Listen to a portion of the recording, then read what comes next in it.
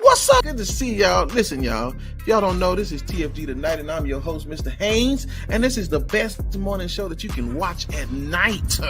Y'all listen, that's Devin, that's Lee, and that's Kenny. I'm trying to be nice. Black said we got two Americans. Let's say to my brother Black, man, I think you could be a preacher. I ain't never heard somebody to use a curse word and then read a scripture right after. So let me state for the record, I am a misogynist. You know, Pull out your card, Doc. He's and I'm a chauvinist as well. Anybody who knows me knows that. That's right. That is Now I can go back to minding my own business. It's true. Either that boy is Benjamin Button or somebody lying. And listen, and that boy may be mentally 12, but he's 34. You bad boy, you don't do it again. I'll let Black articulate a little bit better than that. Nope. Okay. Never mind. It's good for the soul. It's like medicine, right? Yeah, for real. That's all I gotta say. I wish I had one of them applause buttons to, like it.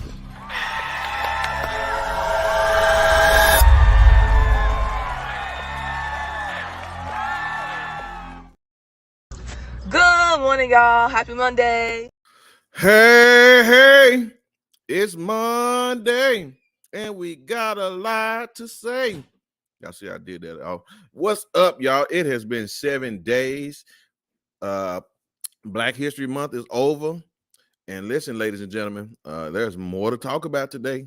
And listen, y'all, I just want y'all to know, y'all can appreciate the family because everybody is in the studios. So without further, I don't saying that no more. I'm just gonna bring the family on. Here it is, madam. Good to see you, and gentlemen. Oh man, listen, people are ready for us, man. Thank you, my brother. Always, yes, sir. Always, yes. You can watch at night, yes, sir. I appreciate it, y'all, and all the rest of y'all hiding back there. Good to see y'all, even if y'all won't see y'all. But hey, listen, there he is. One more time. Thank you, sir. I appreciate it. Y'all know when y'all come in, y'all say what's up. Y'all know I'm right. You're just so consistent, right? Yeah. So listen, y'all know how we do. When we say something y'all like, go on and show our brother and sister some love on that Cash App down there scrolling at the bottom. We gonna just make it do what it do. So I'm not gonna play around. Y'all doing all right? Doing all right, brother. All right. Well, listen, I got some stuff to talk about. I got to follow up with a couple things for us. Number one, I want to show y'all this video because we talked about Fannie and Mr. Wade and all these other things. And listen, they coming for. What's up, Craig? Good to see you, man. Yes, what up, C? What up, CT? What up? So we talked about them, and I think my mind has changed now. I don't know if she's not gonna make it out of this. I don't know, but I want to show y'all now when you play with the devil, when you dance with him, this what gets you right here, right? So I want to show y'all this video, and then we'll talk about the other side of this thing. Indicted by Fannie in Georgia, Fannie. And her lover, Nathan Wade. And they hired him for almost $1 million because of his great experience. Of course, he didn't have any experience. He had experience in something else. You know that. A lot of experience. And at that, I'm quite sure he was very good based on the fact that. Listen, that's one clown you don't get no ammunition to. And I mean, again, in the grand scheme of things, that's par for the course, especially in the legal world, in the medical field. I mean, pretty much any career you see. I mean, when you got people around like that, but I mean, Black, this is what you get when you go after the big dogs. Absolutely. You might not like it, hey, Bama, but he's doing what he's supposed to do. Mm-hmm. I think any one of us, if we were guilty and we had the finances to hire defense attorneys, it's adversarial. Did you not expect him to fight back with all that he has? And the truth of the matter is, while I admire her moxie, she compromised herself by bad judgment. Yeah. And in my personal opinion, it doesn't matter if they allow her to stay at this stage. Yeah. They've successfully muddied the waters enough that it's gonna that he does what he successfully does what he's always able to do. He just needs to muddle the waters enough to cast doubt to keep his sycophants happy. Because if people want to believe, all they need is a string to pull on. And like you said, she gave him the ammunition for judgment. This is Donald Trump you're going up against. Right. Did you not even think enough to think that I better make sure there are no skeletons in my closet? And I said the same thing for him. I told people it wouldn't do for me. I don't understand why P. Diddy doesn't take a page out of Donald Trump's book. You fight with everything you have. You can apologize later. And so while I am not a fan of Donald Trump, the man, I applaud him because he's doing what I would do. Okay, sister. Now listen, that's just one part of it. Now listen, Wade had a divorce lawyer that was like talking to Trump's people, and he got caught up. You know what I'm saying?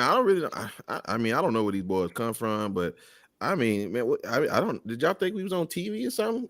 I mean, so he had text messages. He literally implicated himself, and that's what showed me that finally this don't look good for y'all. So I mean, I don't know if you caught up with all that, but I mean, they got too much stuff on y'all.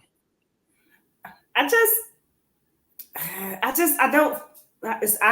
have two opinions. First of all, I think Trump is just trash. He has no couth. He's taking a class out of that seat, and he just I feel like there's gonna be a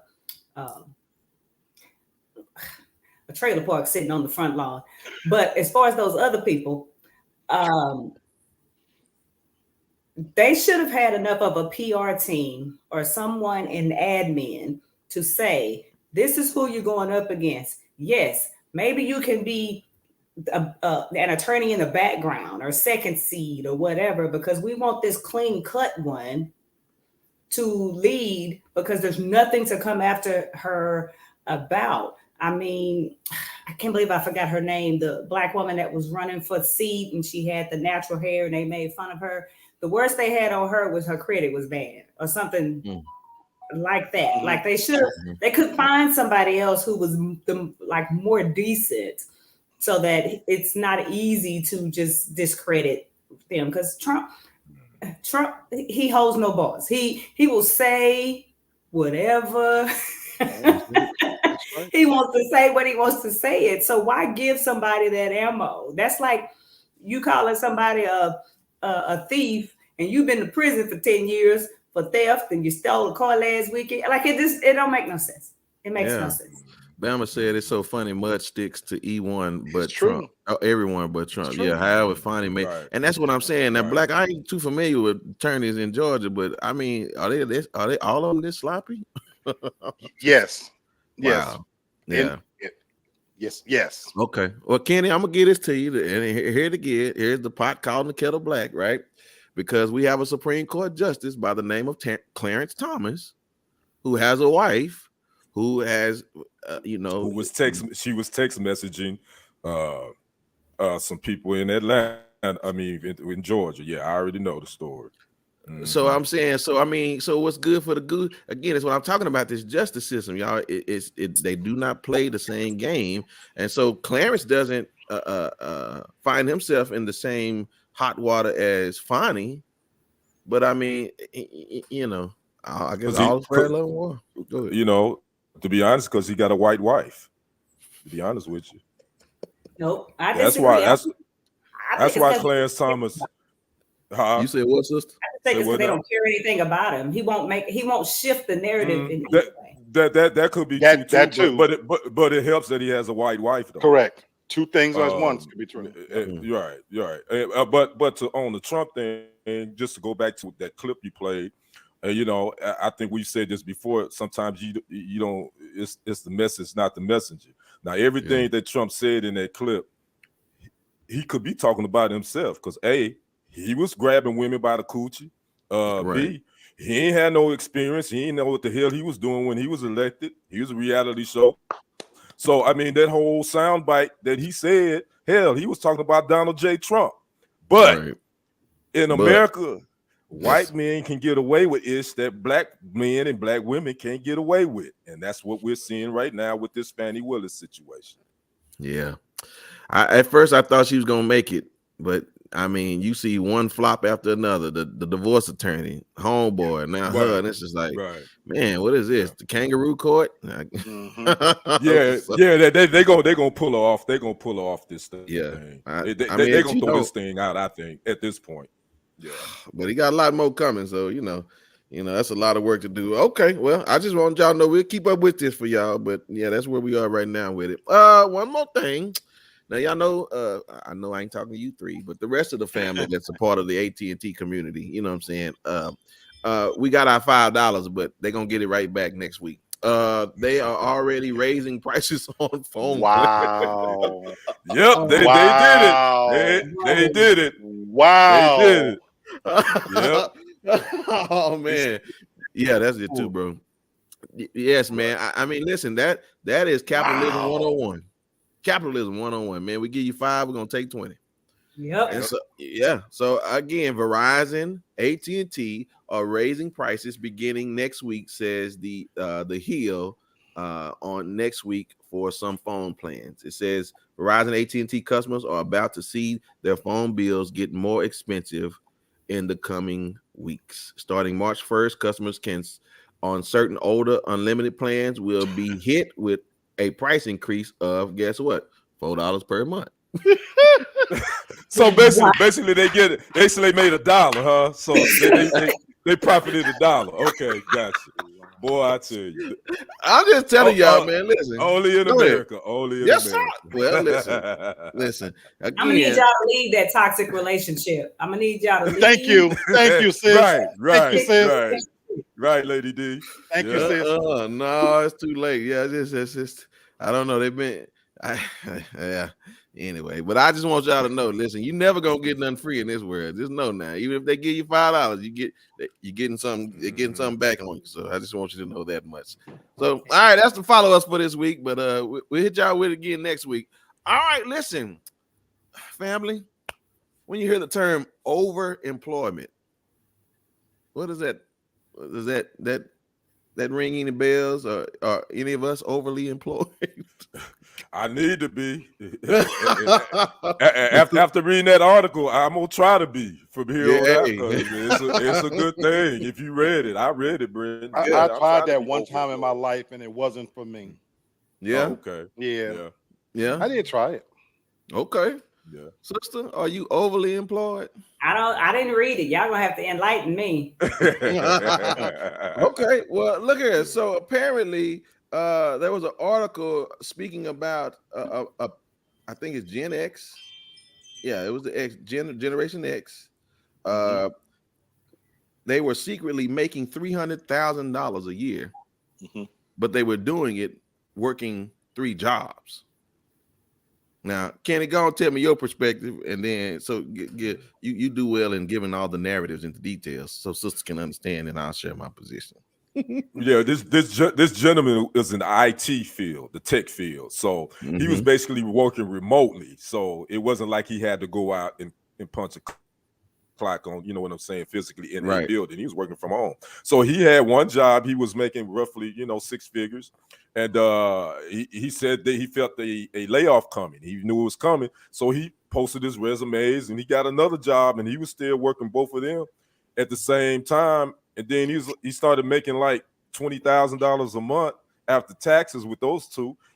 Then he said, you know what? I think I want to give me a 3rd job. So he ended up finding him another remote job.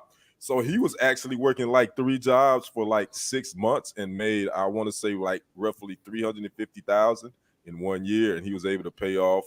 He was able to pay off a lot of his high interest credit cards. He paid for a $20,000 cruise and all that. So he basically gave tips on how you can do it. He said it was tough as far as juggling it, but he said it could be done. So I'm like, okay. Right. And that's the thing about this article. This ain't talking to a lot of us. No, because that's the IT, that's a tech field, IT field. Right. So I could see Well, him being able I to want do to share something with you guys. Okay, go for it. It's easily possible in my field. Easily. Right, and yours too. Yeah, Easily. would I say work that too. from home. I'm not required to be in an office, and I'm not monitored. And they don't. My company doesn't have the technology where there's cameras in front and they're measuring the keystrokes and things like that. Ironically, they trust me that I'm going to do my job. And I'm sitting here telling you now, there are days I have a motto. I'll give you an honest day's work, no more, no less. I made that conscious decision when I lost my job working online with a company that had given way too much of me. So I made the decision from that point on, I work half the time. I stumble from that bedroom many a day and sit in this chair and I give them a half a day's work. And in reality, I could easily take on another job. I have another workstation right across the room if I wanted to. I know people who do it because it's entirely possible. I'm just a fat, lazy bastard at this stage of my life, and I'm not going to do it. I enjoy sleeping too much. Hey, I'm just, I get it. it doesn't, Yeah, I get it. so the generation, it's important to know Generation X. I've given companies all I'm going to give them at this stage, and I'm blessed and grateful that I can sustain myself and have a quality of life with one income because I'm not built for that. But it's with companies now, it's entirely possible. You guys realize how many virtual positions there are now? Go on LinkedIn. You could be a telemarketer and literally, be working one and talking on the other. A lot of people do.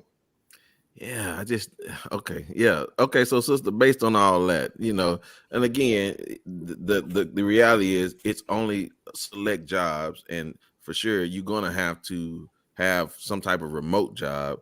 And again, like I thought about baby boomers. Like I've seen baby boomers get 2 jobs, but they never home because they get off one and go to the other. They work like a dog, right? But this is a little bit different at the same time. We coming into 3 or 4 different generations where now you got Gen Z and all of them, they could care less about working. So I just found it really interesting that, you can make a lot of money, but I think it's, well, I'll say it after the end. Go ahead, sister. What you thinking? I mean, definitely that's something that I would love to do. And I'm the type that would do it for about a year and then take off for a year while I pursue other endeavors, because I would like at least 3 streams of income somehow in my life by the end of 2024. However, with my nursing background, the jobs in the past that I've looked into that were virtual, they all in your business. You got to get on. You got to get on camera at least once a day or a meeting once a week, or you can't work from your laptop per se. You're tied to like a desk in one place in 8 hours, and I don't want to be miserable for potentially less money, because a lot of those jobs, because of the convenience, they don't pay as much as someone who may go into the office. And now I'll never be my mom, who was a certified nurse aide and used to work 2-3 different jobs, and she would leave 6 a.m. in the morning. She'd come home long enough to shower, cuss us out, and go to bed. And I wouldn't be that person. I would live way below my means. I'd be in the hood with a bulletproof vest on. or I allow myself to work that much. I'm just not going to do it. But I would love to have the opportunity to do that. And, now I kind of wonder if I should have gone into IT opposed to the medical field. Medical field and the other things that I've done in my past. Y'all know I've worked a few fields, so. You like black, huh? So me too. So I got a CDL, I've got a real estate license. Me too. I got a quality assurance license. I'm just all over the place. Okay. Let me add this one last part. I'm glad my sister said she would do it for a year and then take off. So there's a means to an end. This is generational, because again, my niece does this right now. She works 3 jobs. But what's odd to me is that they do it for a different purpose. Yes. Our generation, we think about paying off future debt and getting a house, this, that, and other. Right. They do it because they want to take better vacations and drive a certain quality of car. That's right. And literally look up a year or 2 later, they're burned out and they have nothing to show for it, just being tired. Yes. Well, you took the words right out of my mouth, and that's the difference, right? Yeah, we all can see these things, but as you look at it, back then they were doing it trying to make ends meet. Right. Like you said, we're doing it to try to better our future. They would do it, and in these last generations, just so they can look like social media and the people that they watching on TV. So again, I just want y'all to be careful about chasing all this money, right? Because like Black said, you gonna look like us before you get to our age. Yes. So again, I have learned the art of contentment. So I desire none of these things anymore. Ooh. Yeah. So I listen. I didn't chase that. I believe about $1 million has passed through these hands just in the time I've had. So I've seen quite a bit of money. Now I've done different things, but at this stage in my life, contentment is where the balance is for me. And I believe if I find that pot of gold, the contentment, like I'll peace of mind and quality of life. Yes. Can't put a price on it. No, I mean, listen, y'all can't beat inflation. Y'all not gonna beat them. Y'all not gonna beat this trouble. Again, I don't know how true it is, but now that Russia and China talking about fighting, I don't know what's going on. But something's up Donald's sleeves. I don't know what he's doing. But anyway, so y'all just be careful out there. Like both paths are difficult. Don't get me wrong. The path to chase that money and the path contentment, they are both difficult paths. Then neither one are easy. I just want y'all to make sure don't wear yourself out because you can have all that money in the bank and can't go nowhere because you're too tired. So again, what you say, Craig? You still can get into IT, Devin. He says there are a ton of IT certifications out there you can get. Some in less. Craig, she ain't got no time. Man, listen, she ain't got no time. What up? Good to see you, man. She take too many damn trips, Craig. She ain't gonna be. I like contentment too. I live a soft life. I don't know what y'all talking about. I heard that. I know that's right. I ain't mad at you, D. Nah, at all. Be like you. I'm trying to get where you at. Right. All right, y'all. Well, listen, I'm bringing him in early because we got a lot to talk about on his side of town. So, my brother, talk to us about what's going on in the world of sports. World of sports, real quick. We got to get this one out today. I did a segment on this a couple of weeks ago, but it happened today. Broncos informed Mr. Russell Wilson he will be released come March 13th. So he's out of Denver after 2 seasons. They're gonna still have to pay him $39 million. Yes, sir. Not without that bag. And they're gonna don't shed no tears. Yeah, right. Yeah, don't feel sorry for Mr. Russell Wilson. He good. And the Broncos will take an $85 million cap hit on their salary cap. So anyway, that's a lot of dead money to be paying a player that's not on your roster. But and that boy wasn't even on the stage coach with all that money. Don't even know who their quarterback gonna be. So I guess they got one in mind. So we'll go from there. So, but let's talk about. You don't think Justin Fields going? I don't know. I don't see the Bears trading him. They're not thinking about trading him right now. So I don't know. We still got the draft. That's about a month and a half away. You never know what'll happen. Some trades could possibly happen. So we'll see what happens with that. But let's talk about Mr. LeBron James. He actually made NBA history over the weekend. He scored his 40,000th point on Saturday night versus the Denver Nuggets. And salute to Mr. LeBron James. Again, I tell everybody, he's a great player, legendary. He ain't my GOAT. He will never be my GOAT. Michael Jeffrey Jordan is my GOAT. There's no debate, no analytics, no anything anybody can say that's going to change my mind. But that still don't mean that LeBron James isn't a great player. Well, I ran across some sound from Kevin Garnett and his good buddy, Paul Pierce, and they were talking about LeBron and his son, Bronny James. And they were basically having a conversation about could Bronny James score a bucket on his pops right now. And it's just one of those empty calorie hypotheticals in your mind. But then Kevin Garnett said something really interesting at the very end of the soundbite. So you got to listen closely. Britton, roll that for him. Gotcha. Bronny get a bucket on Bron right now? Yeah, he can get a bucket on Bron right now. Nope. Yeah, he can get a bucket. No way. Nope. Now he can get a bucket on his dad averaging right now. 25. No, I didn't say he ain't. I don't care what he's doing, but he ain't sliding, playing at that all defensive level. 25. Nah. Lord, 25. Lord, he dunking. He's still dunking the ball with. I'm saying that Bronny can get a bucket on Bron. I'm saying he can't. One rollout, get a bucket. 3 dribbles? No way. I'm talking about. He can get a bucket on him. No. Man, come on, that little dude explosive, bro. He is, but you seen his dad? His dad on that balcony. but he on that new he juice. ain't That sliding like he used to. I did hear that. I just want to make sure y'all want to make sure y'all heard that. Lady D, did you hear the end of what he said? Did you hear What's that, new Brother juice? Black? Okay. What's new Did you juice? hear it? Balco. And he said he on that balcony, he on that new juice. And I think this slipped by a lot of people. And I just happened to roll across this. I said, whoa, wait a minute. Craig says Coach Sean Payton got what he wanted.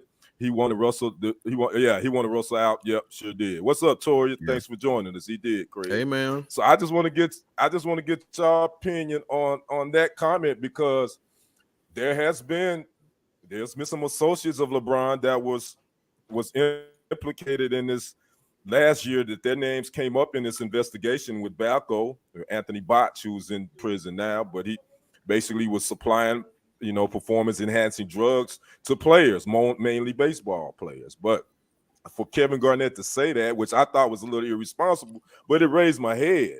I want to ask you, Lady D, what are your thoughts on him kind of saying that LeBron could possibly juice him? What's your thoughts on that? My thoughts is I don't give a damn. I want to go back to you saying Russell got fired with $39 million in his pocket. I know he's still married, but hey, I bet you hey.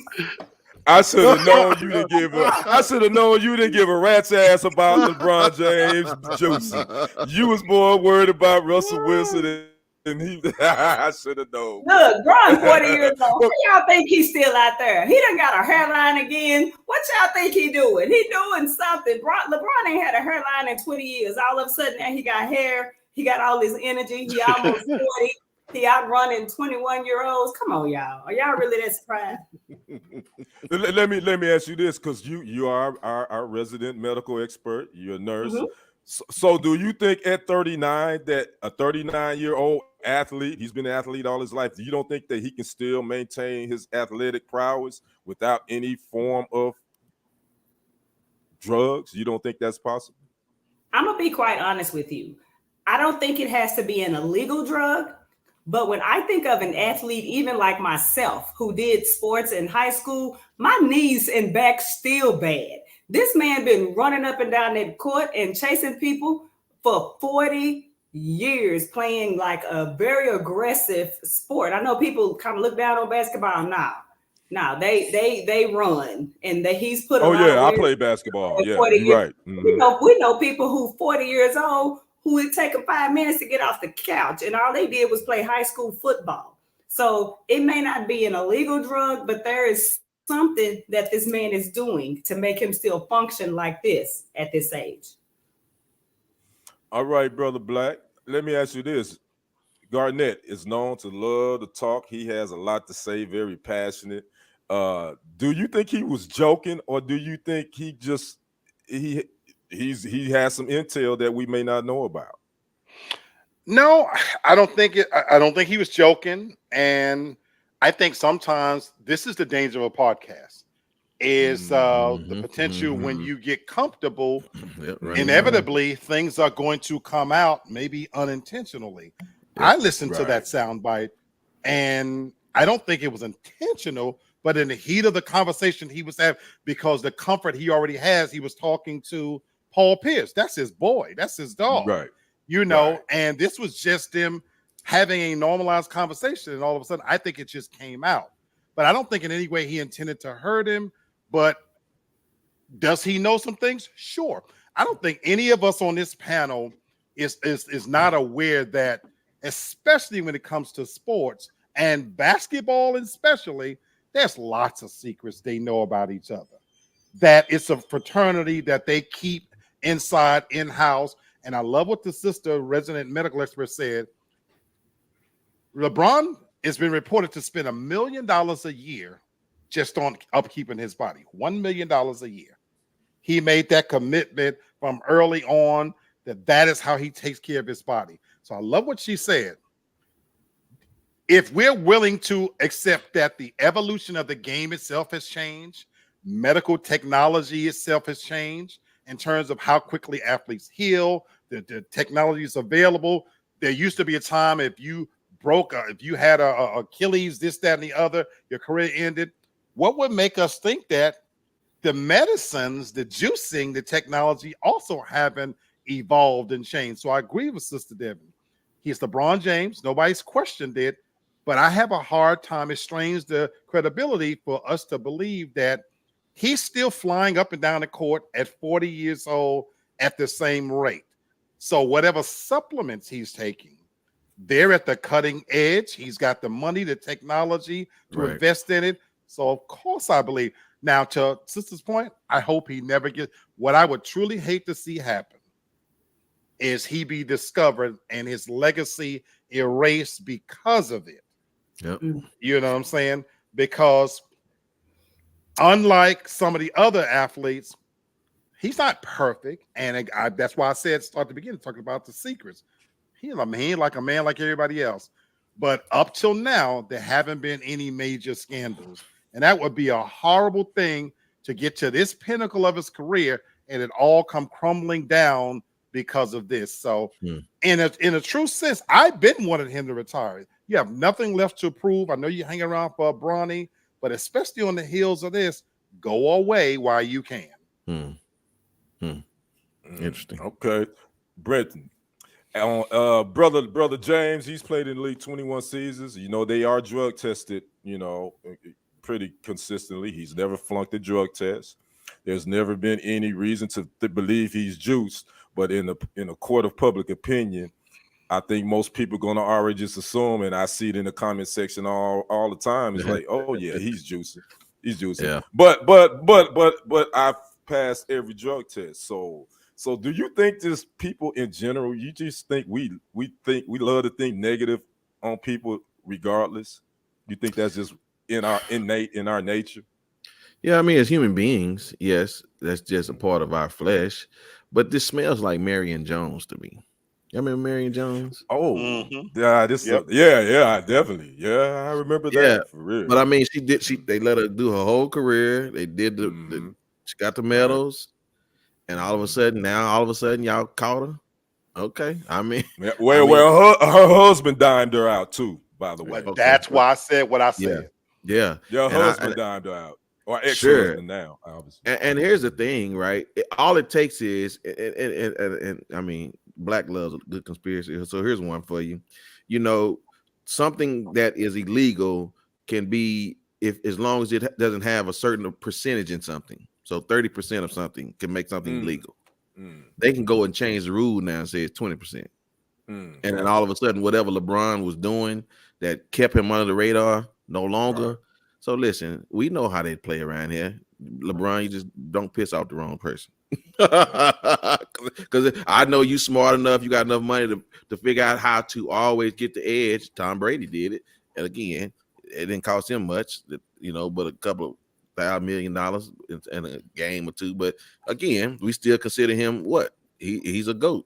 Yeah. Again, so I'm just saying, like, again, we're politics is always in everything, but at the same time, public opinion is too. And only the people who's hating on LeBron is mostly people who don't really like where their life is anyway. That's the honest God truth, because I don't care. You ain't paying my bills. So good, man. Get it. But like you said, Mike is mine. So it just, I don't. Yes, ma'am. Mm-hmm. I just want to ask y'all a question, because I like what you're saying, but you don't think that those people realize how much money and attention and accolades LeBron is bringing to the game, to where they might. I mean, y'all think of the star football player in high school, or the dumbass in college who somehow seem to make A's and B's and can't spell a B that buzz. Mm-hmm.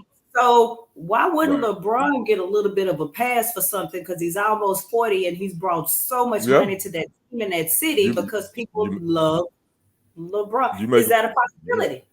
You just made a valid point. I agree with you. But that's why I said he has nothing left to prove, and I wish he would go away now. Because to your point, Sister D, there is a new kid in town. Wembanyama is here. And so you're useful. LeBron, the point I'm making is you're useful until you're not. Right. You are useful right up until you're not. Yeah. Once upon a time, Magic Johnson and Larry Bird were the face of the league until they wasn't. And this bright, new, shiny toy came along called Michael Jordan.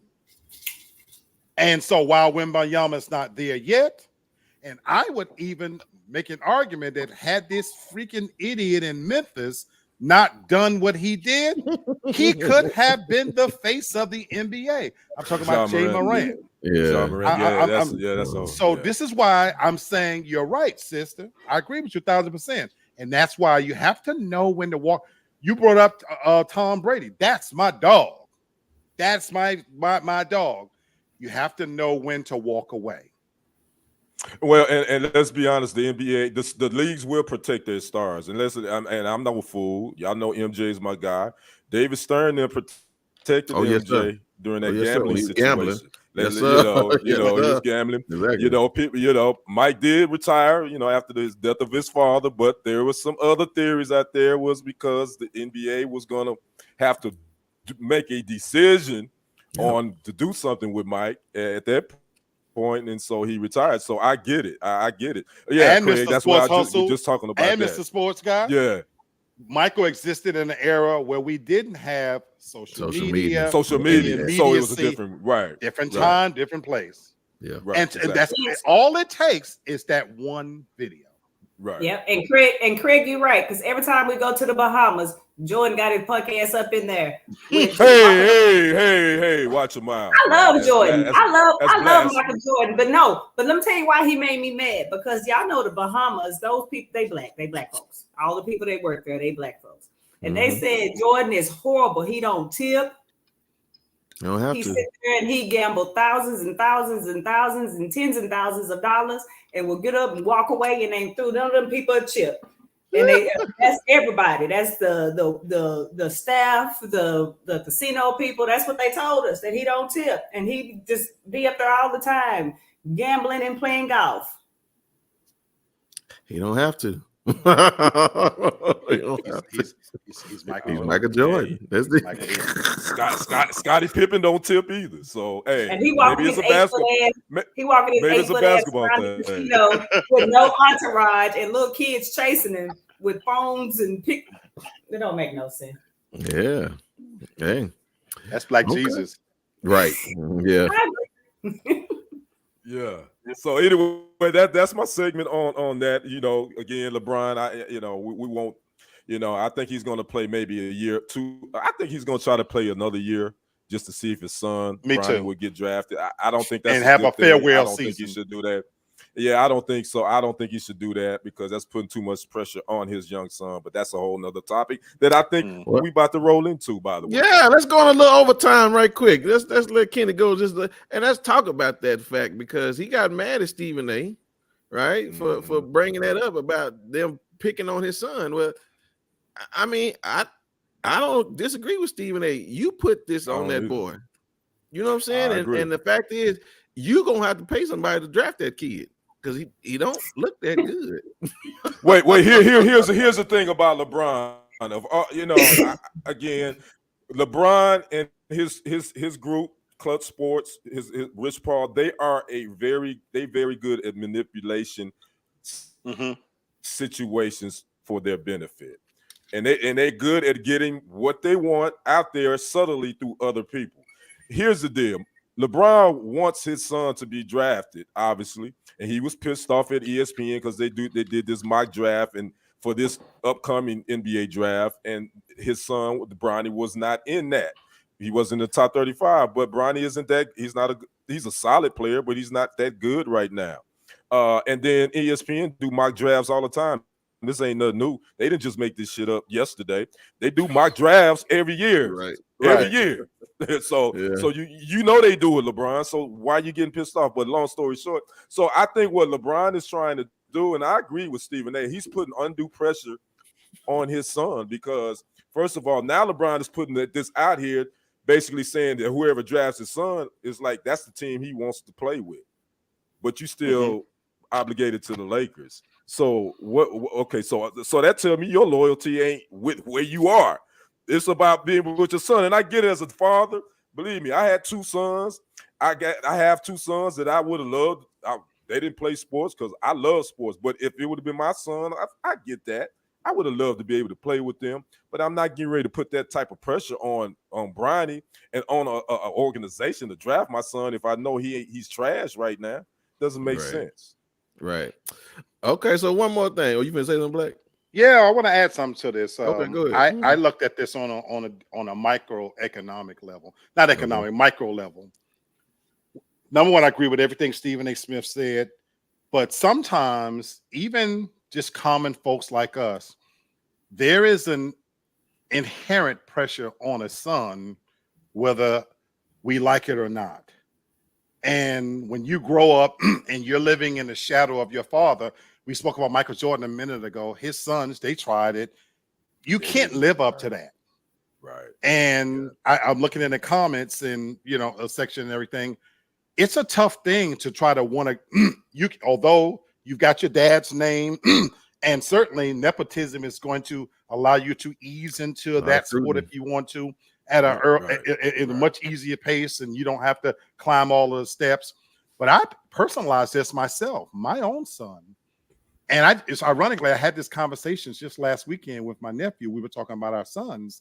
And sometimes your son can rebel and go against who you are because even though I'm not famous, I'm not an athlete, this, that, or the other. But I think back to the undue pressure that my son probably felt just me being me. I think about the times riding around in a car and me having these conversations with him just as a son. Oh my gosh, you got a fat butt, this blah, blah, blah, blah, blah, and this beaming father imagining that my son I was passing on all this knowledge about how to manipulate these nasty bitches out here and thinking he was going to be able to take advantage of it. And he became a dick sucker. And then he went from sucking dick to making babies. And so ultimately he went against the grain of what I wanted him to be great at. He became great, all right, but he was a sword swallower. And he is what he is now. He's making babies, but sometimes even at just this level of being a parent, children have a way of following their own path, and we're putting, undue pressure on them even when we don't realize it. And I love my son. I guess if you're gonna be good at something, be great at it. So he was good at it. Only you can drive a bicycle through the desert. I'm just saying. Okay. So wait a minute. One more thing. Since we talking about source, what's wrong with Shannon Sharp? Is he trolling people? Nothing. No. Nothing. People just messing with him. Okay. I don't know. I don't know why people just. Yeah, I don't get. All right. That. You're not truly famous until somebody calls you gay. Okay, well, that's true. That's you've hit fame. Okay. Well, I won't worry about that one then. Right. But I mean, putting that bag on that wasn't. That doesn't help. Yeah, I wasn't feeling the bag. Yeah, I'm not feeling the bag. But the purse don't help. It's cute. The color's awesome, but it don't help. To you, it don't help. Yeah. Okay. Yeah, of course the colors. But that's an old guy trying to dress and keep up with this young fashion. And who I blame is sword swallower Dwayne Wade. I'm just kidding. But I'm just look at Kenny's face. No. Okay. All right. My wine is starting to kick in. It definitely is. He's working on that button in just a second, y'all. I promise he's gonna get one tonight. I'm gonna tell you that right now. All right, listen, sister. Now I'm glad you're here today. I found this article. Apparently, there are 5 ways you can spot a pathological liar. Do you know all 5 of them? I can tell y'all my ex-husband address. So you think I'm finna read about your ex?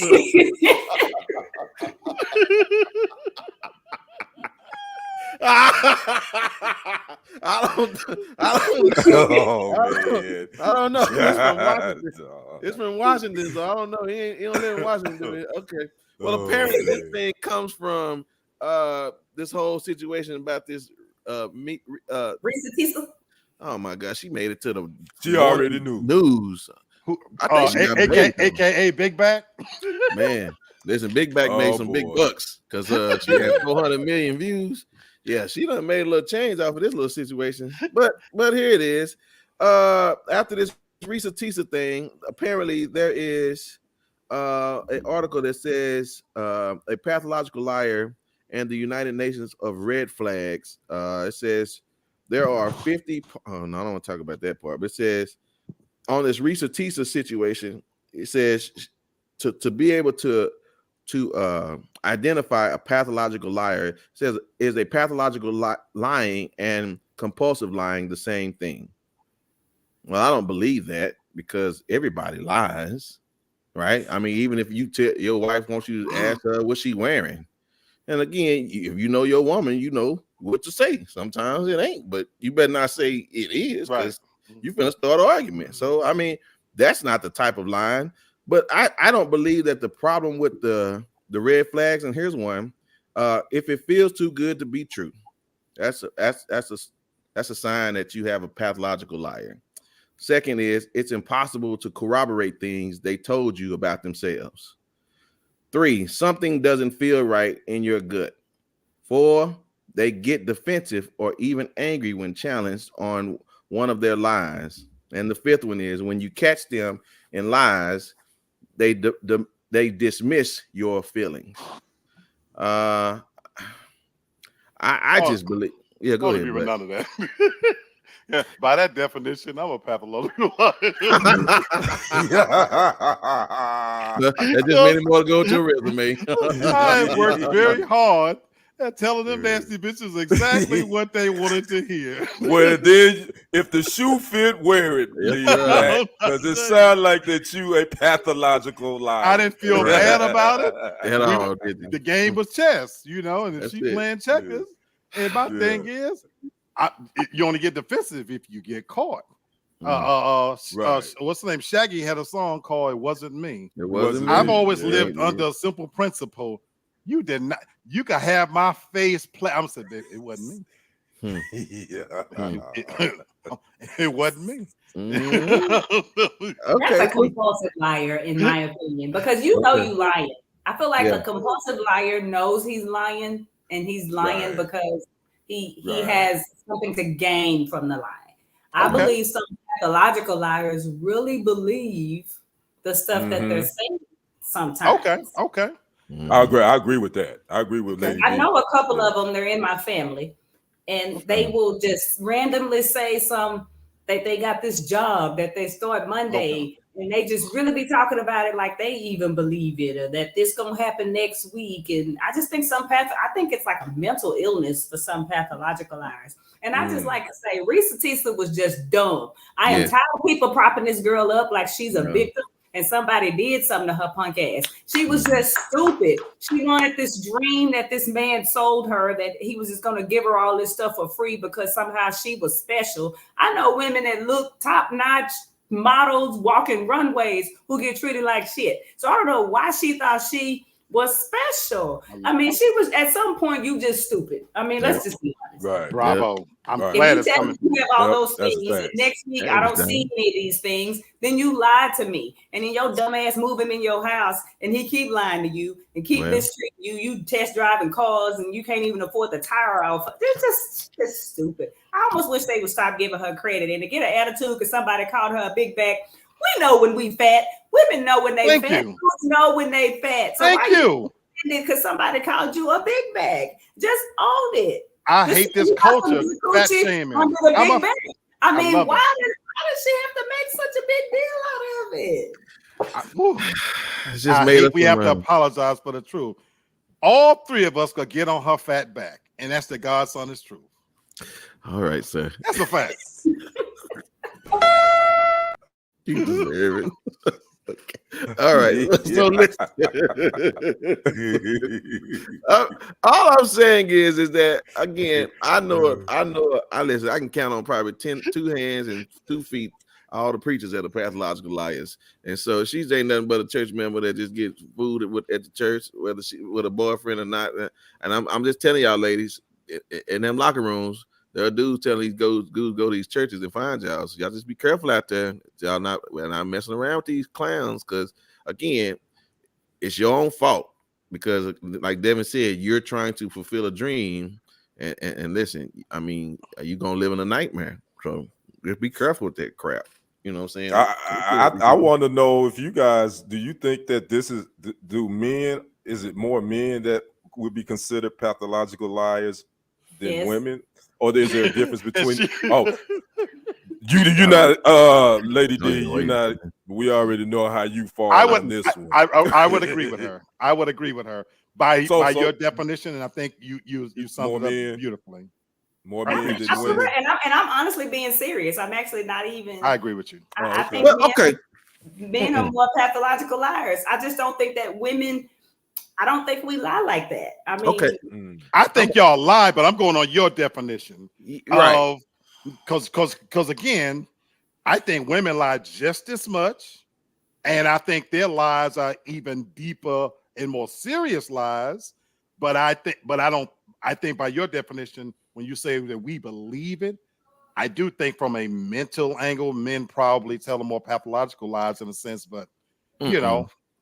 I want to hear your take on it, Brandon. Lies. We say lies like that's my brother. I love you. Okay, hold on. But no, because fine. This ain't gonna be Black Love series, but we gotta go here for just a second. Okay, let's take this moment because here it is. Let's say you cook something and you know it tastes nasty, but you give it to the man. Both of y'all lying about the meal.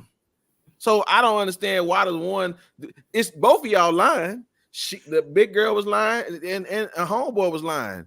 But I'm listening to what her definition of when she said she made a distinction between pathological, so because again, I agree with her definition. In your example scenario, the woman might know a cooking and shit, but you know what I'm saying. At the same time, her intention, I think, is not to do harm. But it's still a lie.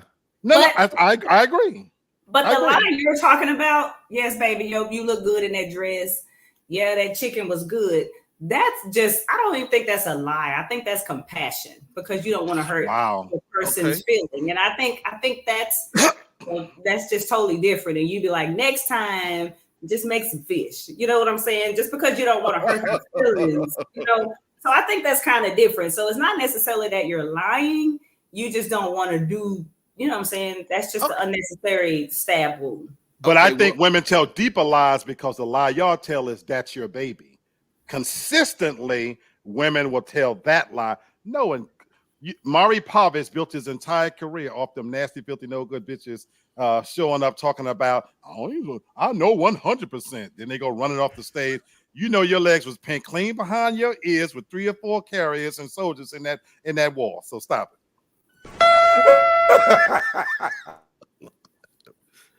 I'm just okay. So 30 more seconds for this moment. Y'all knew that Big Risa was lying to herself, right? Yes. So what makes her better that she lied to herself versus he lying to her? They both lying to her. So she lying to herself and he lying. So because Brent, women get more compassion. If it was a man telling that story, no, seriously, in the court of public opinion, most of the time women are gonna get more compassion than a man that would be given that same damn story that Tisa was given if it was a woman. People gonna be looking at that man, calling him a simp, you clown, you this and you that. That's what. Am I lying? We agree to disagree because women will get more compassion than men will. It's one legion to every other woman. And what we are told is he's just a man. You know how they are. That's not what I'm saying. She got a point. That's not what I'm saying, Lady D. That's not what I'm saying. I'm talking about if Tisa was a man, talking about a woman. I agree with Kenny on this. He wouldn't get the same compassion that Tisa would. I agree with Kenny on that. I agree with 1,000% on that. But it doesn't change the fact that she's lying to or they are lying to themselves. I agree with you on that too. Right? No, that's not changing the fact. I'm just saying that women get more compassion when they get duped by a man. I think we take advantage of the fact that they prefer women like to live inside the lie. I've been successful. Thank you. Thank you, Mhm. because you want to Okay. believe those lies. Thank you. All right, listen, y'all know how we do this show. Sister, would you like to have the last word?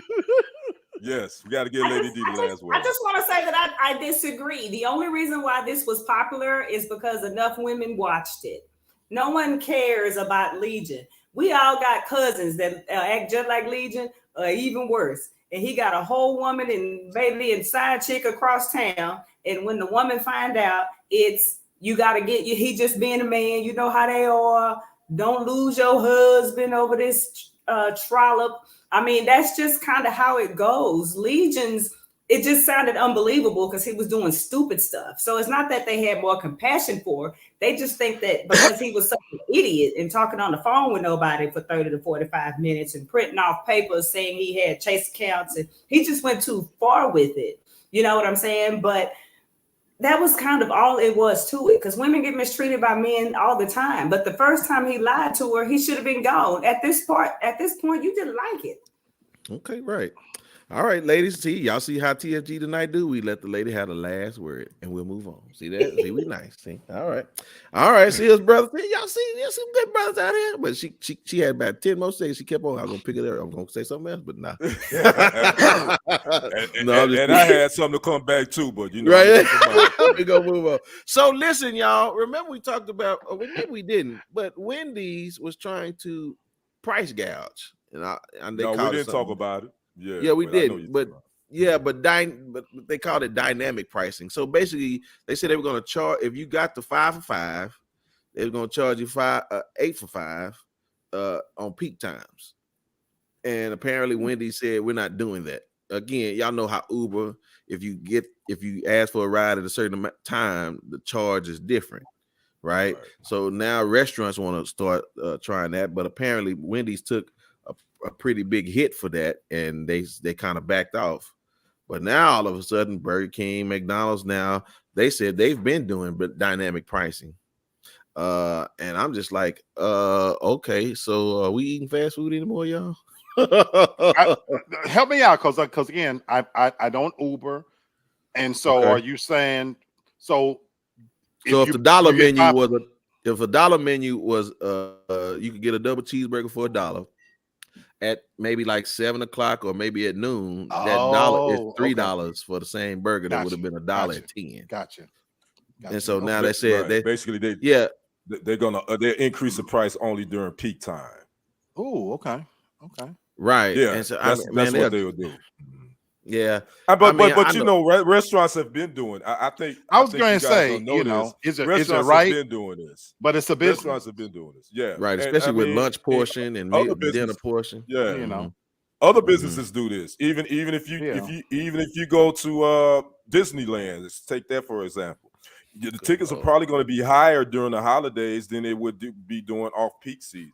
They're going to increase the tickets because when the demand is high, they're gonna increase the prices. When the demand is low, they probably lower the prices. This has been going on for years. That doesn't bother me. That happens. So it's no big deal to me. My favorite Chinese restaurant, I knew to go before 4 o'clock. They literally have the menu that if you get the lunch, the same meal, the combo meal, and then you go after 4 o'clock, it's going to cost you more. So that's it. That's exactly what it is. Yeah. I don't know what this world gonna look like 10 years from now, but I'm telling you, capitalism is choking out the middleman. It is, man. And I just want y'all to just be careful. Y'all listen, y'all may have to learn to eat one meal a day or something. I don't know. I don't know what's going on. I pretty much eat at home. I eat out every now and then, but let me pass this on to our viewers, because I've educated even my boss on this.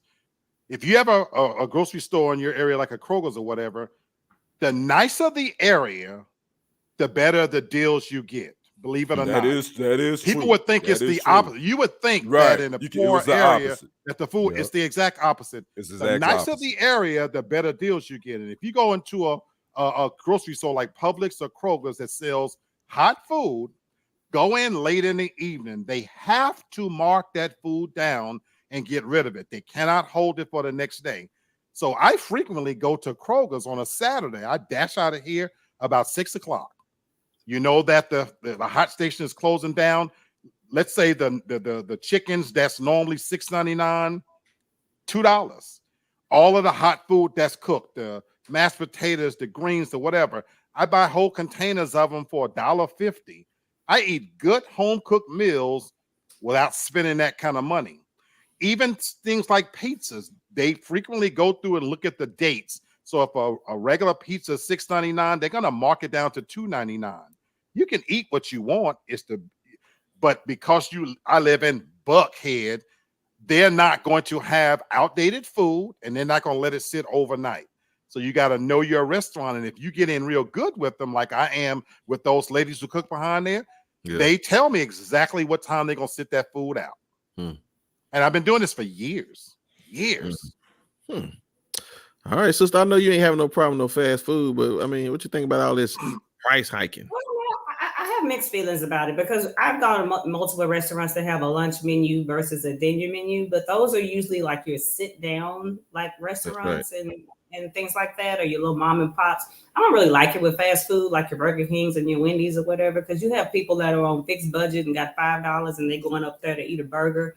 And I don't know. I just don't like that. Other businesses, yeah, I know that happens as far as like Uber, even hotels, certain times during whatever was going on, whatever event, you may not even be able to get a hotel that night, so I don't mind that. And also with Black, I noticed that at Kroger in my area, there's certain times where I get multiple things for free. Like what they say, like your cheese and your different stuff like that. After it's expired, they cut off like the top of the barcode and they won't charge you. They just let you take it. Okay. Well, I mean, y'all just be careful. And again, go early and save late. That way you can warm that burger up later too. So, we just have to figure out how to get it, so just figure it out and put that chicken in the air fryer and just warm it up and let it stay crispy or something. I don't know, but it ain't getting no better out here. All right. So listen, she got a lot of people business she getting into. So I don't know who she chose. So we about to find out right now. Everybody's this is Devin, and she's gonna get in somebody's business. Y'all, like I really was minding my business, and I messed around and went on the Jasmine brand because they do the food over there, and I couldn't help but smile at this fruity. Do y'all see this fruity picture where Usher is? Look at him! Look at him toot this thing up, y'all, right there. Look! Him and. This dude said when he was at his lowest point in his life, he woke up and this man was sitting by his bed. I had known Usher since he was a kid, but we really bonded because of our mutual love for self-discovery and our belief in yogic science as a direct route to realizing God's consciousness in ourselves. People remember this. A friend walks in when others walk out. I will never forget the generosity of spirit I witnessed in this man. God bless you, baby bro. That man, 87 years old. What the hell does he have in common with Usher and his 40-something-year-old self? And why were you friends with Usher like that when he was a kid? If anything, you could say, I remember when I was a mentor for this kid or whatever. But am I reading too much into this? And is this picture as fruity as I'm imagining, Ken? Why you always got to start with me?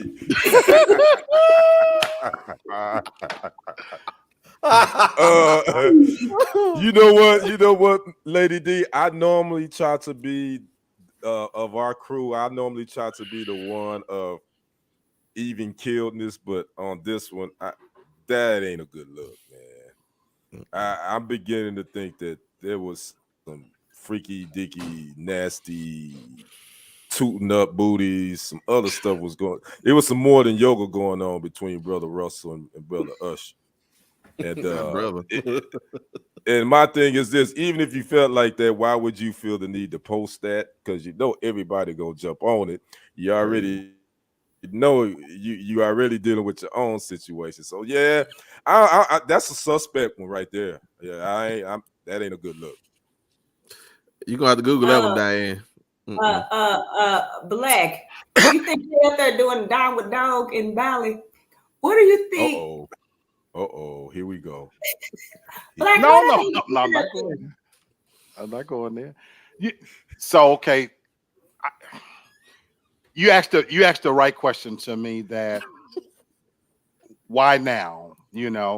it's awfully coincidental that you just got married, you know, on the heels of the Super Bowl. So you literally have not been married a month.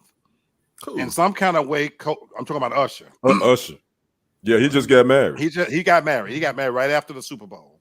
Okay. So you're honeymooning, and it's awfully coincidental that on the heels of all of the P. Diddy accusations, that you would end up in the same place where Russell Simmons is, and he's, let's be clear, hiding out, not coming back to the Americas because of not being facing his own accusations.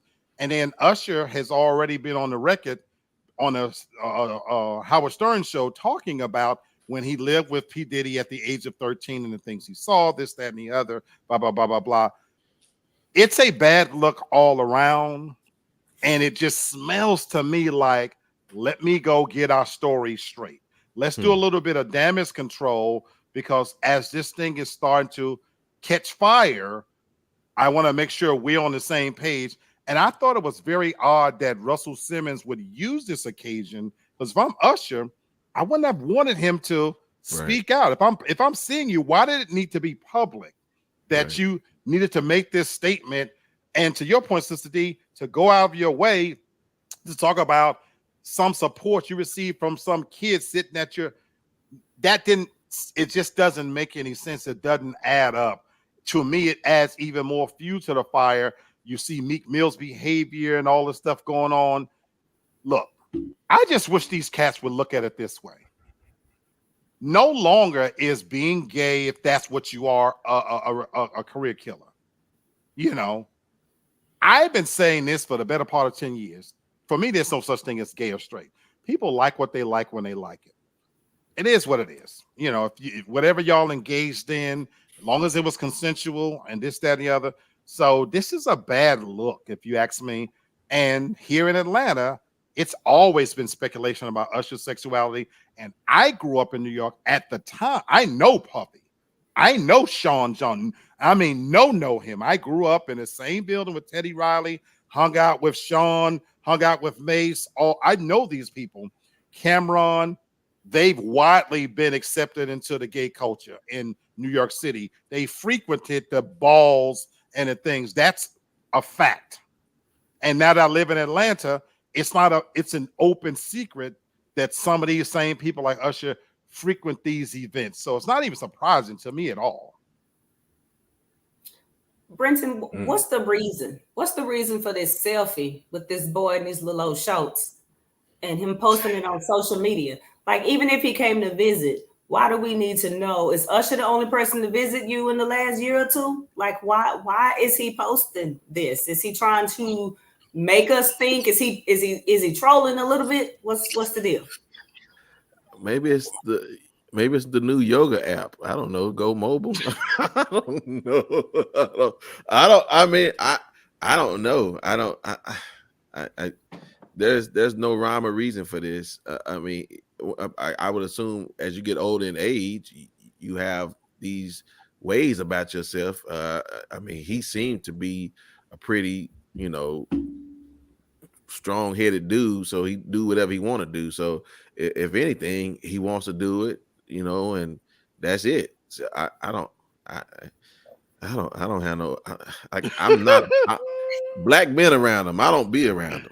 And I don't know. So I don't think that way. I don't know. Listen, put your shirt on, boy. You look like something from Different Strokes with Arnold and Dudley. Put your shirt on. We're the old white man. We're the old white man. So sorry. I don't know. I don't know. Listen, I'm just hoping he just wasn't going to say they were sharing. They had a lot of things in common, and one of them was STDs. I don't know. Wow. I don't know. Oh, gee whiz. Okay. Well, I don't know. I don't know either. It literally makes no sense to me. And if you were going to show a picture of you and Usher hanging out in Bali, y'all didn't go out to eat nowhere. Y'all couldn't have been sitting at the table and had the waitress take a picture of y'all in y'all fine suit. You got to take a picture of this dude showing his chest upset, looking like Michael from Good Times. Like, why are you?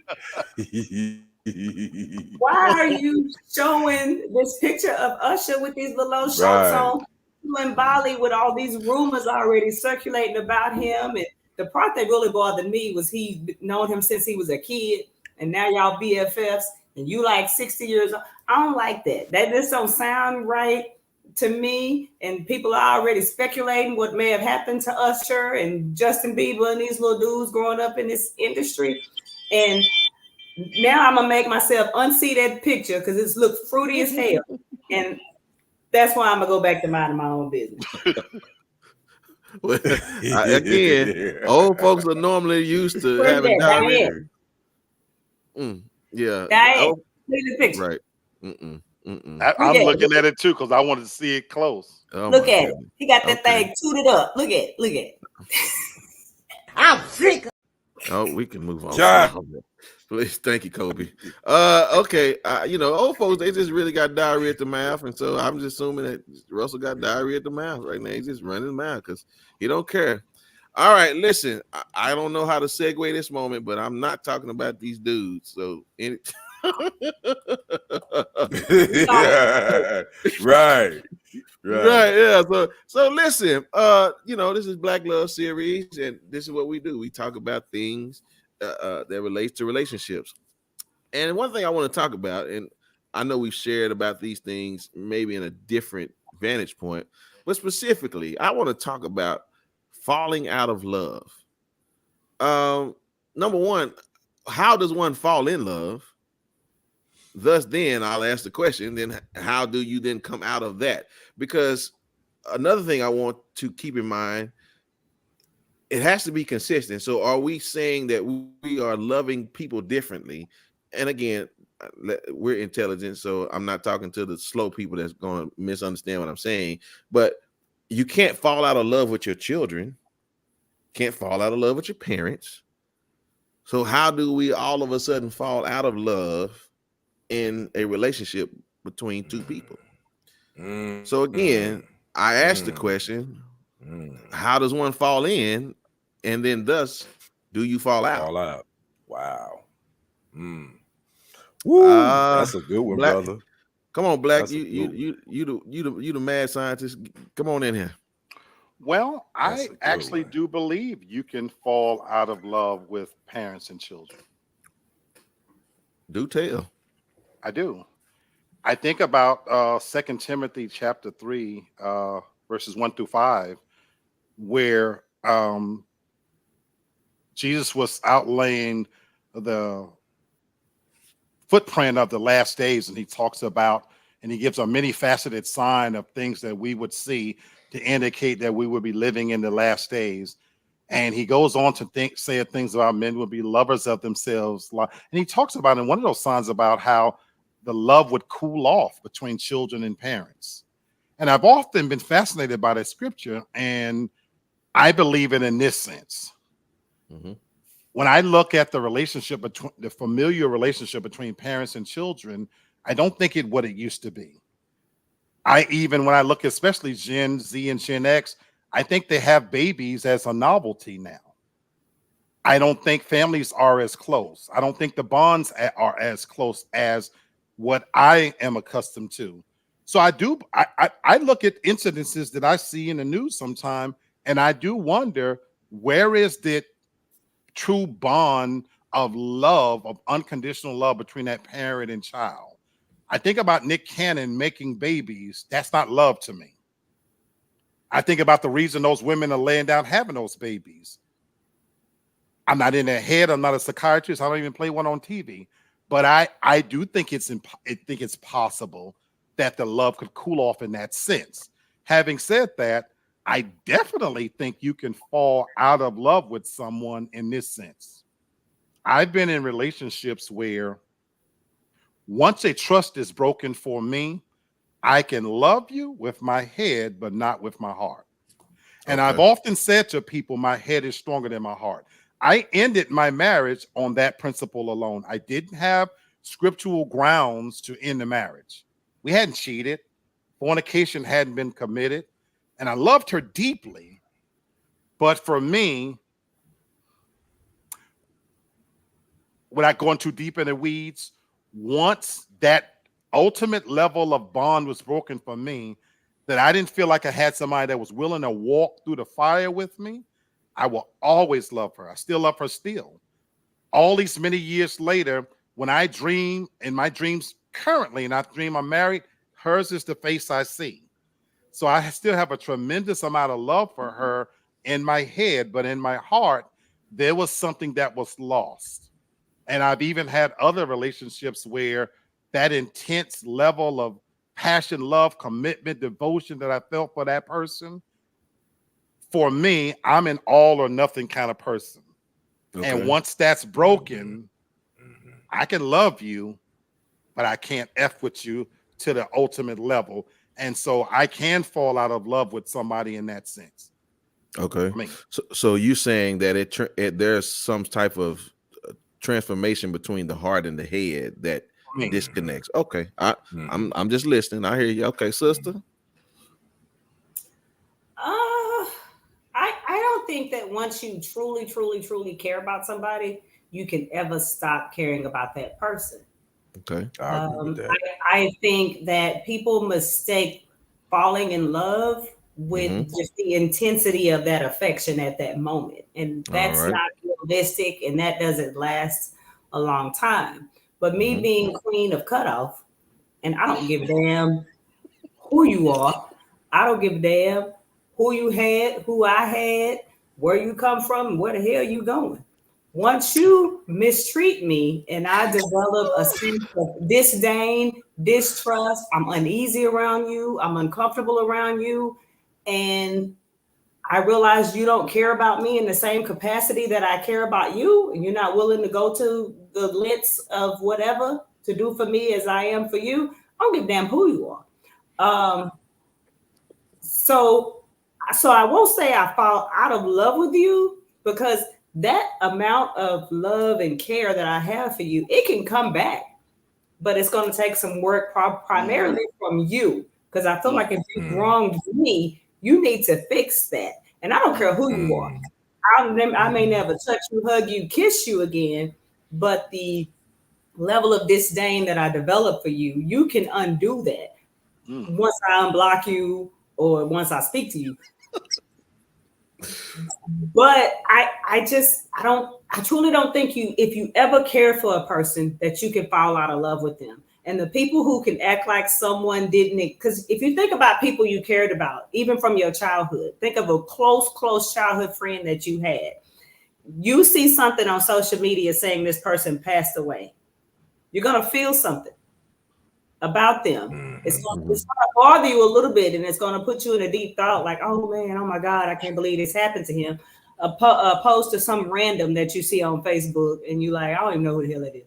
So I don't think you ever quit caring for a person. I just think when you add in distrust and hate and little dislike, it just it muddies the water. Okay. So it fades, and it could either come back or continue to fade, but never to be erased. Got it. Hopefully I'm here. Okay, Kenny, before I go to you, let me give Craig his time. It says, I think falling in love takes time as you get to know and learn about that person. People fall out of love the moment your selfish needs become greater than the person you're in a relationship with. Thank you, my brother. All right, Kenny. Man, Lee and Lady D, man, they brought some heat. Love is such a dangerous drug, and I think love is such a complex emotion from the beginning. And I can say that I definitely agree with Lady D. I think once you fall in love or you love someone, that you never stop caring for them, but the love changes. I think the degree that you love them is gonna vary, but you're gonna always care for them. I can speak from my own personal experience in 2013 when myself and my late ex-wife, we divorced. I never really was putting, because I still loved her. I did. So I think that was why from 2013 up until now, man, my situation with dating has been like a roller coaster, because especially when a man loves, and I know women don't want to hear this, but this is truth. When a man loves, he loves hard. And once it goes a certain way, it's difficult for him to give his all to a woman like that again, unless he truly feels comfortable. But I will say this. Love is important. It's a difficult thing to find, and it's damn sure a difficult thing to let go. I love it. I love y'all. I really do. Y'all, man, we be spitting that game around here. So, okay, listen. All right. We do, man. There was a teacher. His name was Charles Reeves. He was my science teacher in school. Very tough on me. He passed away years ago, but he left an impression on me by giving me this quote. And he said, "Seek not to find the answer, but to understand the question." And he was telling me that to teach me how to do my work. And so when we talk about the word love, make sure you understand what love is first before you try to seek love out. Everybody has an answer. Everybody gave an answer. But all I'm saying is you need to understand what love means to you before you try to go find love. Because you seeking for it without you clearly understanding what it means to you. I agree. You don't know what you're looking for. And you'll try to find it in so many different areas. So again, all answers were correct. But all I'm saying today, don't try to go find love.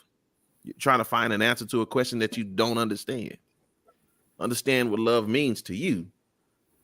Then you'll find love in no matter what situation you're in. All right, take that to the bank. I love it. Yeah, man. Thank y'all, man. I be just trying to work this out, man. Got to work, Doc. Damn, That's this it. was a heavy segment right here, man. Shit, I need to give me another drink. Well, listen, I just set the stage for my brother. Come on, Black. Let us hear something, man. He going, she say. Now you said it, so I'm assuming you meant she say, she say. So that's what I read. Absolutely. She said, she said. Okay. Because when you normally hear that, thank you. You normally hear that expression, you think about he said, she said, and it automatically pits, what the man said versus what the woman said.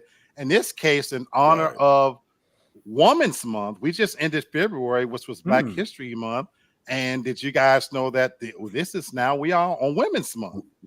And so, Women's History Month. Yes. We're on Women's History Month. And, so, we all know that women do a lot of great things. But in this instance, I want to talk about a she said moment, because sometimes we can shoot the messenger and overlook the message. And organically, as it just happened, what you just said, Brother Brenton, fits here perfectly. And being able to understand the message without being so ready to pounce on it. Listen to the message. Gwyneth Paltrow, a white actress, as we know, was speaking at a women's conference, and she went on a tangent where she talked about how white women could learn from Black women. And I'm going to read some quotes of what she said. Yeah. And so I thought it was very interesting. She said, speaking of Black women, she said, it's like from the deepest part of their souls all the way to the tips of their fingers. She was talking about Black women's friends know themselves, love themselves in a way that I think white women are not taught to. I think white women are taught to be competitive with one another, which is something I've tried to work so hard to dispel, because I don't believe in competition between women, but we're raised to be competitive, to be jealous, to look over each other's shoulders. And she went on to talk about in her circle of Black friends, how she learned so much from them, because this is the phrase that caught me, that they had a ruthless self-acceptance and full love of self. Now she got roasted for saying this, because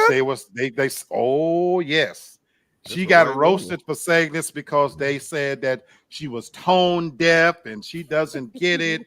And that when you look at the passing of Black History Month, that in the Black community, that how some people think that she missed the mark, because in the Black community, that the Black women are commonly pitted against each other in pop culture and American society at large. Now, while that may be true, you lost the importance of what she was trying to say. Right. And so I wanted to end it on a positive note that you want to be lifted up. And I think all of us on this panel agree that the Black woman, the African American woman, always sits at the bottom of the pile of everything. And here you have a white woman speaking out, applauding and lauding you for being special and how you ruthlessly take self-care about who you are. And in many ways, she's highlighting how white women want to be you. Everything that makes these beautiful sisters special, that for centuries you were told that was wrong with you. Your hair, your color of your skin, your full lips, your butt, they want these things. And even when we joke and talk about a sister like Risa Tisa, I was just having this conversation the other day. I joke about being fat because there really isn't any stigma to being fat anymore. There's heavy people that got love and find love in places that I can't even find. So, and the one thing, in my opinion, the most confident woman walking the face of this planet is a Black woman, because she's had to be. She's endured so much that she has to wake up every day and put that imaginary crown on and to be her authentic self. And as Gwyneth Paltrow said, to have a ruthless connection to herself and inner beauty. And so I want to encourage women, don't always shoot the messenger. Sometimes we don't know how to accept the compliment and to accept hospitality. And we always say that we need our white counterparts to stand up for us in places that they don't. Where here we have it, and she's being thrown under the bus. So I wanted to say, as we kick off Women History Month, take your compliments and your flowers wherever you can get them, Black women. You are beautiful. You are queens in your own right. And so don't shoot the messenger. All right. Thank you, sir. I appreciate that. Yeah. Yeah. And we definitely celebrate the woman of this show. Thank you so much. No doubt. For sure. Baddest sister in the game. Definitely Lady celebrate D. the women in our lives. And thank you so much for all that you all do. And I'm just tired of always celebrating something specific on each one of these months. I'm tired of it, girl, but I don't even. What's next month? The next month is what? It's something. I don't know what it is. It's April. Now listen, April. It's something. No. Oh yeah. Well, April Fools. So we celebrate all fools next month. Come on. You on your own with that one. I ain't got time to celebrate no fools. Okay. All right, listen, y'all. I have enjoyed the show tremendously and immensely. And ladies and gentlemen, I hope you all have too. You still have time to let that Cash App ring. Oh man, they over here loving the show. Thank you so much. All right, well, it's final thoughts time. And since it is Ladies Month, we'll let the lady go first. Ma'am, thank you so much. Let me have your final thoughts. Say to like the Gwyneth Paltrows and even other people on social media, you're damned if you do and you're damned if you don't. Just avoid the comments. Because if she would have gone online and said that Black women are the most beaten up, mistreated women with low self-esteem, that we all need to come together and lift them up and just embrace them because they need a hug, that somebody would have said, you a lie. Black women have been the strongest women since slavery, and we ready to ever. That's right. It's so annoying, y'all. Right. Social media is so frustrating to me. You can't say anything because someone is going to find something negative in anything that you say. If I get on social media right now and say God is good, every atheist and agnostic is going to come after me and just it's so frustrating. So I just, I read something about social media addiction. Someone was having issues with his spouse due to social media addiction. I mean, I'm kind of a hypocrite because I'm sitting on this platform, but I got enough sense to not let you ugly motherfuckers bother me and get on my nerves. I don't read comments. I don't care what you say. I would look for a specific name of somebody that I care about, and I'm going to listen to their comment, and then I may call them and ask them what they said. But you low self-esteem, dust-ass hoes, and dudes that ain't got a pot to piss in, window to throw it out of, ain't got two nickels to rub together, you never make me feel bad on social media because I'm not going to look at it because you don't mean it to me. I used to be that person that would keyboard, you know what I'm saying, hustle with people. I've grown out of that. I Right. don't care. Yeah. Y'all don't let these miserable hoes bother you. Just be around people who uplift you and that mean you well. And Gwyneth Paltrow, I take what you said as a compliment. I appreciate that. Black women, we are strong, and you can learn a lot from us. And what's great about Black women is we're willing to sit down and allow you to take from us and learn from us. Wow. And we embrace unity and we need everyone to come together for all the right reasons. Wow. Well, thank you for celebrating your month. Wow. All right, brother. Yeah. Hold on before you get started. Mhm. What's up, man? She said, DJ. What up, DJ? Right, What DJ? up? he said, I commented something positive, and I'll come back and. Yep. Yeah. Well, Yeah, come on. that too. Mhm. Right. Mhm. All right, brother Kenny, man. Mhm. Appreciate you what you gave us today. All that sports and stuff, Oh, yeah. man. Let us have it, man. What you No got? doubt. Man, as always, great show. Make sure you guys, if you haven't, make sure you subscribe to TFG tonight. Make sure you Please. subscribe to my man Lee Black, Real Talk for Real Please. Man, TFG Ratchet. Make sure you go check out because he gives it to you straight with no chaser, like he gives it to you here. Lady D, she don't do what she be in them bushes on social media, but she'll come visit us a little bit. But she most of the time in the bushes watching. So I can't give out where she at, but you can come see her with us, with her brothers, right here on That's right. TFG That's tonight, right. every Monday night at 8 Central Standard Time. So my final thoughts tonight. I want to talk about just Black Love series, man. I'm a sports guy. That's my passion. But Black Love is my passion too, because I'm gonna tell you, if y'all ain't noticed, I'm a Black man. I've been Black all my life, and I'm gonna continue to be Black until I'm 6 feet under. And you know who I'm gonna champion for? I'm gonna champion for my Black women and my Black brothers, because I believe once we get this Black love thing corrected between us, once we quit all this going at each other, sniping and shooting shots at each other, man, we gonna rule the world. Because we are queens and kings. I know some of us ain't Black. I know some of us brothers ain't kings. Some of us sisters ain't queens. You right. But we still come from that tree that we got that DNA in us. So I'm going to always champion for Black love because I believe in it. And I'm not against anybody loving nobody else outside of Black. That ain't what I'm saying. I just going to champion for my people. So that was my final thoughts. Yes, sir. Thank you. Y'all know he always keeps something in the tank for us. So go ahead, brother. Give us my thought. Yeah, thank you. And I just want to kind of piggyback on what Sister D was talking about, and even this show. I think about the story on PISA, and we always follow up on Trump, and we did a segment on Shannon Sharp or whatnot. I have to remind myself why I'm doing this. Yes. I'm sleepy as shit. I told my team before I came on, but I'm happy as all get out. I ain't feeling no pain, folks. I went to half a bottle of wine, and I'm feeling good. And that's because I wanted to be here, and this lights my soul up. And what Sister D is talking about is something I want to comment on. Folks, there's a purpose and a reason for us showing we want to be here, but I also recognize this social media world, it's not the totality of who I am. Mm-hmm. And so, like Sister D, I do these stories on TikTok, and I have the different platforms that I do on. Like Sister D, I promise you I don't give a shit about what you think about me personally. You don't know me. You know what I'm saying? So I don't take it that serious, and I actually love the interaction, but I don't take it serious. And I just wish all of us could get to a place where being called gay or you're ugly or you're fat or whatever, this shit ain't real, people. This is not our real life. You know what I'm saying? So put it in its proper perspective. And everybody want to be liked. That's human nature, of course.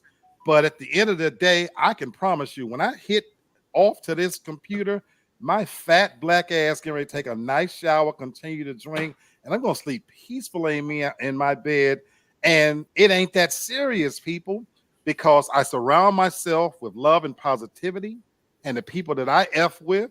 And this is my family right here. And that's why I'm here. And so I implore you out there. We get ready to go through a minefield of effery and foolishness with this political campaign.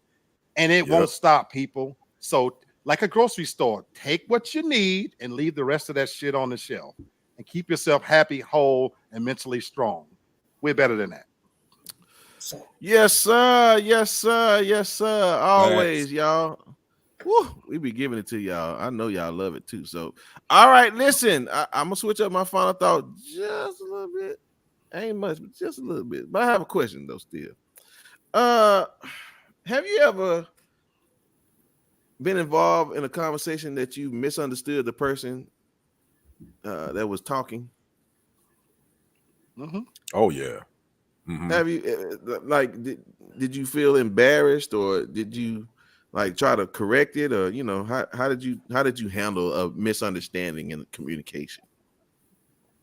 Prince and I do that every day with shit old country people I deal with, Africans and Indians who I hate. Them damn people. So I deal with dumbasses every day. Yeah. I just own it and tell them my bad. That's it. I only tell them your bad. All right, well, I can't sum up leads because that's a whole thing right there. Well, Kenny, how do you normally deal with misunderstandings in communication?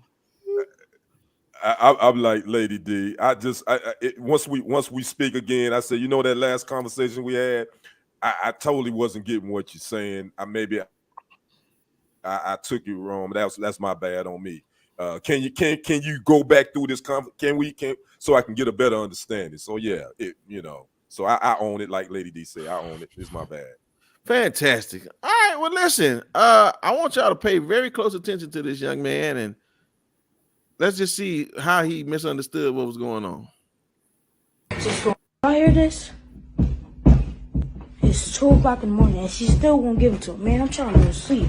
Gotta come out here. I'm gonna make sure she give it to him. Just give it to him! Like, dang. I'm losing my mind, bro. We all know it's yours. Just give it to him. They fight about the same thing every night.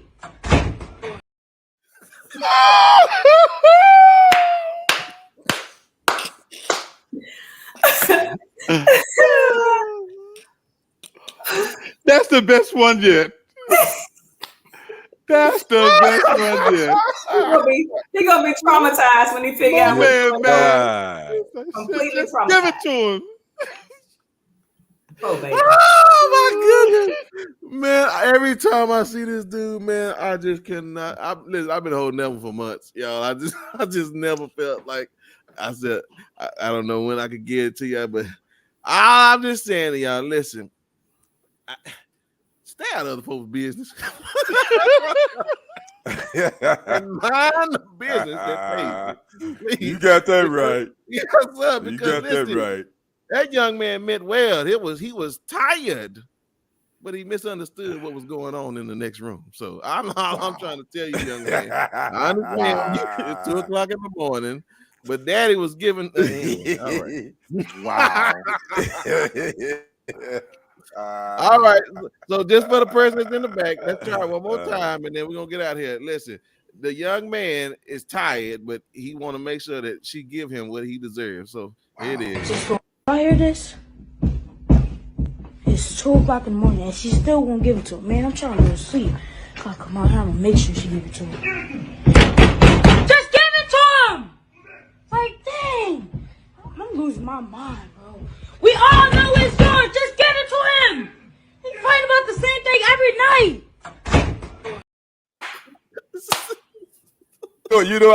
I gotta tell you, you know that's a father and son skit, right? It's cool. That's it's all actually a good. skit. Yeah, it's all good. But it's funny. That's brilliant. But that's y'all brilliant. need to follow that. Y'all need to follow them. Lil G I think is his name. Y'all need to follow them. They do brilliant. some funny ass skits. Well, That's that was hilarious, a great though. acting moment. I'll tell you one thing. That young Yeah, man. I hadn't seen that one before. That was hilarious. That was good. So again, ladies and gentlemen, y'all listen, mind the business that pay you, and come back and see us Yeah, on for next sure. week. We still are we here Especially Monday? at 2 in. So, Are we here Monday, sister? We are. Oh, all right. Well, as long as she said it. we here. let me ask you All this, Lady D. You here for the whole Women's Month for March? You here? right. Oh, listen, no. Whole As far as Women's this- History Month? As far as I know, I ain't got nothing planned. That's it. Well, listen, y'all. Yeah, We got a whole month worth of Just show wanna coming know. y'all way. Listen, y'all. That's Lee, that's Kenny, and that's Devin. And we'll see y'all at 2:00 in the morning. So just give it to him.